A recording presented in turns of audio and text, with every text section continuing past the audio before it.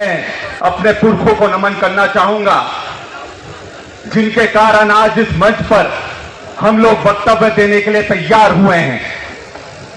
भगवान बिरसा मुंडा जी को याद करना चाहूंगा, टांक्या मामा को याद करना चाहूंगा, राजा ख्वाजा को याद करना चाहूंगा, तिलका माझी को याद करना चाहूंगा, बाबा देव को याद करना चाहूंगा, बड़ा देव को याद करना चाहूंगा। साथियों, बस दो बात मैं आप सबके सामने रखने के लिए आया हूं। मुझसे पहले जितेंद्र जी ने, अशोक भाई चौधरी जी ने एक बात पर बहुत ताकत से अपनी बात रखी। आदिवासियों का अस्तित्व 50,000 साल पहले से है, धर्म 5,000 साल पहले आया। पर क्या कारण है कि आज हमारे देश में धर्म के आधार पर आदिवासियों की पहचान हो रही है? क्या बेटे के दम पर बाप की पहचान होती है? क्या होती है कि नहीं होती? तो क्या कारण है कि आदिवासियों की पहचान धर्म के आधार पर कर रहे हैं? हमें इस बात को समझना पड़ेगा, क्योंकि लड़ाई बहुत लंबी है। पहले धर्म के नाम पर हमको बांटा जा रहा है, फिर उप जनजातियों के नाम पर हमको बांटा जा रहा है। एक नारा हम कहते हैं, एक तीर एक कमान। क्या बोलते हैं? एक तीर एक कमान,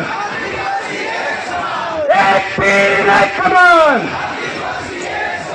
तो जब हम एक तीर एक कमान बोलते हैं और आदिवासी एक समान है, तो हम छोटी छोटी जनजातियों में क्यों बट रहे हो? अगर बट जाओगे तो निपट जाओगे। इसलिए ध्यान रखो, सबसे पहले हमें आदिवासियों की लड़ाई लड़नी है, आपकी हमारी लड़ाई लड़नी है। और मैं आपको विश्वास दिलाता हूं, यहां पर बहुत सारे जनप्रतिनिधि आए हैं, हमारे आदिवासी भाई बहन आए हैं, और आज समाज के लिए हम लोग पूरी ताकत से एकजुट होकर आए हैं। कोई अलग नहीं है, हम सबका खून एक है, हम सबकी जात एक है, हम सबके पूर्वज एक हैं। तो जब भी आदिवासी की बात आए, हम सब लोग एक हों। और आज जिस तरह का अत्याचार हो रहा है, हमसे जंगल छीने जा रहे हैं, हमसे जमीन छीनी जा रही है, हमसे हमारा अस्तित्व छीना जा रहा है, हमारी संस्कृति छीनी जा रही है। मैं आप सबसे यही बोलना चाहता हूं, अब आंसू बहाने का समय नहीं है। आंसू बहाओगे कोई नहीं पूछने वाला। अब मुट्ठी एक करना की आवश्यकता है। मुट्ठी एक कर कर पूरी ताकत से दहाड़ लगाना पड़ेगी।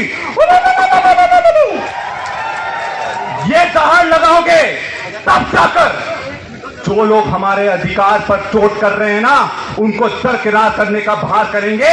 और आपको मैं विश्वास दिलाता हूं कि जो नई पीढ़ी आ रही है, ये हमारे अस्तित्व को बचाएगी, हमें भविष्य को बचाएगी।